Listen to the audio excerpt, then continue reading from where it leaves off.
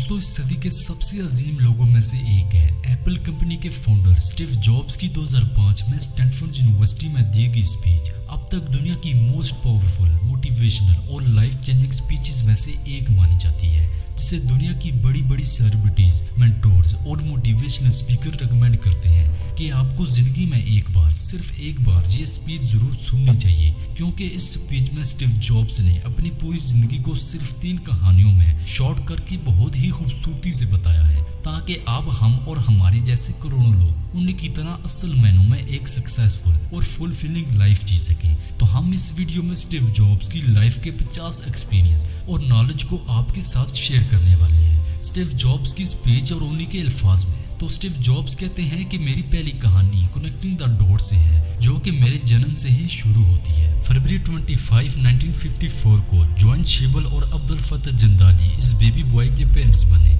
John शीबल के father ने कभी उनके इस रिलेशन को एक्सेप्ट ही नहीं किया, जिसकी वजह से स्टीव जॉब्स के रियल पेरेंट्स को अलग होना पड़ा और स्टीव जॉब्स को उन्होंने एडॉप्शन के लिए छोड़ दिया।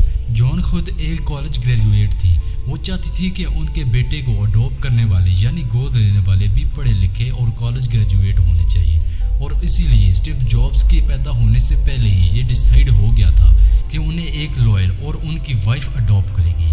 लेकिन जैसे ही स्टीव जॉब का जन्म हुआ और वो इस दुनिया में आए, लोगों ने स्टीव जॉब को अडॉप्ट करने से मना कर दिया, क्योंकि वो दोनों एक बेटी को गोद लेने की उम्मीद कर रहे थे।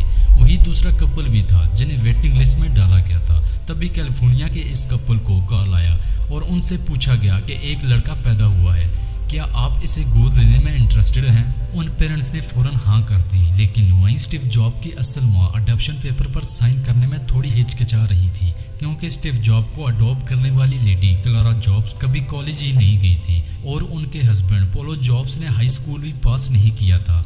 लेकिन इन दोनों पेरेंट्स ने जॉन को बहुत कन्विंस करने की कोशिश की और उनसे प्रॉमिस किया कि वो उनके बेटे को जरूर कॉलेज पढ़ने के लिए भेजेंगे, जिससे जॉन मान गई। क्लारा जॉब्स ने इस बेबी बॉय को अडॉप्ट किया और उन्होंने इसका नाम रखा स्टीवन पोलो जॉब्स, और इस तरह स्टीव जॉब की कहानी की शुरुआत हुई। और 17 साल बाद अपने पेरेंट्स की सारी जमा पूंजी लगाकर स्टीव जॉब एक महंगे कॉलेज में गए। इतने पैसे लगने के 6 महीने बाद स्टीव जॉब को कॉलेज की पढ़ाई में कोई वैल्यू नजर न आई।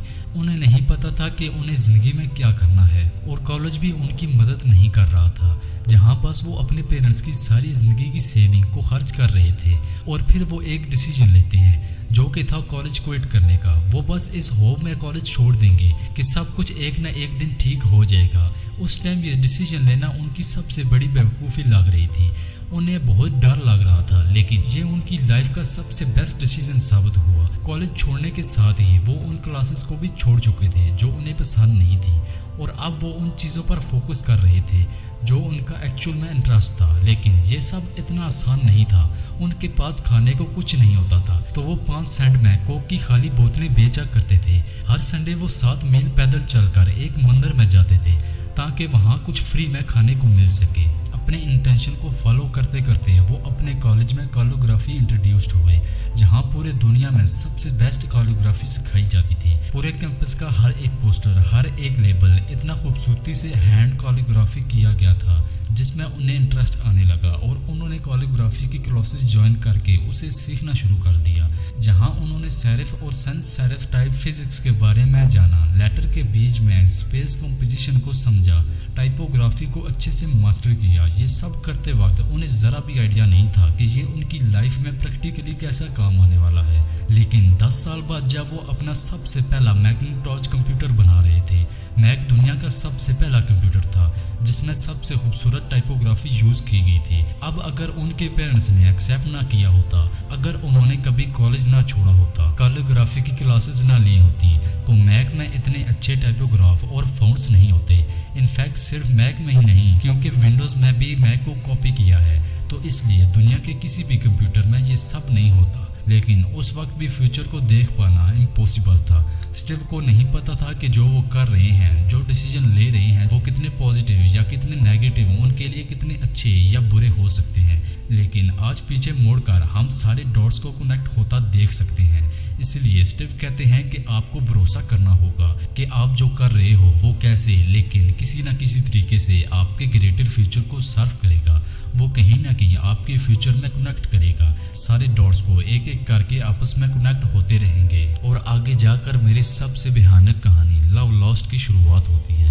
اسٹیو جابس نے اپنے دوست اسٹیو ووزنیاک کے ساتھ مل کر اپنے گراج میں ایپل کی شروعات کی۔ اس ٹائم دونوں کی اپنی ارلی 20s میں تھے۔ دو لوگوں کے ساتھ ایک گراج میں شروع ہوا بزنس، اگلے 10 سال میں 4000 امپلائیز کے ساتھ $2 ملین کی کمپنی بن گئی۔ اسٹیو ابھی 30 سال کے ہی ہوئے تھے۔ انہوں نے اپنا بیسٹ پروڈکٹ میکنٹاش ریلیز ہی کیا تھا، لیکن انہوں نے اپنی ہی کمپنی، جس کمپنی کو اسٹیو نے اپنی پوری دن رات کی محنت سے کھڑا کیا تھا، اسی کمپنی سے انہیں نکال دیا گیا۔ اسٹیو نے اپنی پوری جوانی، اپنے ایڈلٹ ہوڈ جس پر کام کیا، اچانک وہ سب کچھ ان سے چھین لیا گیا۔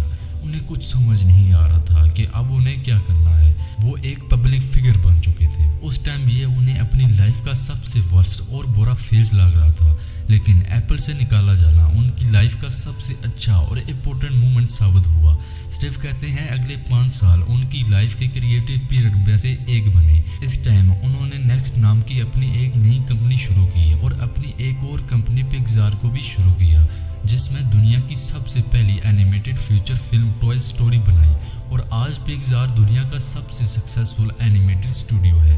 اسی دوران اسٹیو اپنی وائف سے بھی ملے۔ اسٹیو نے نیکسٹ میں جو ٹیکنالوجی کریٹ کی تھی اسے دیکھتے ایپل نے نیکسٹ کو ایکوائر کر لیا، جس نے آگے جا کر ایپل پروڈکٹس میں ایک بہت امپورٹنٹ رول پلے کیا۔ اس ایکوزیشن کے بعد اسٹیو کو واپس ایپل میں بلا لیا گیا۔ ان کی وائف لورن کے ساتھ بھی ان کی ریلیشن شپ بہت اچھی رہی، ان کے 4 بچے بھی ہوئے۔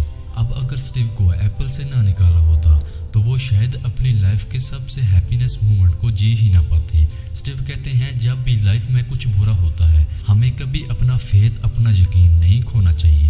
آپ کو ہمیشہ اسے ہی ڈھونڈنا ہے جسے آپ پیار کرتے ہو، چاہے وہ انسان ہو یا آپ کا کام۔ دوستو، آپ کو یہ ویڈیو کیسی لگی کمنٹ سیکشن میں ضرور بتائیے گا۔ ملتے ہیں کسی اور نئی ویڈیو میں، تب تک کے لیے اللہ حافظ۔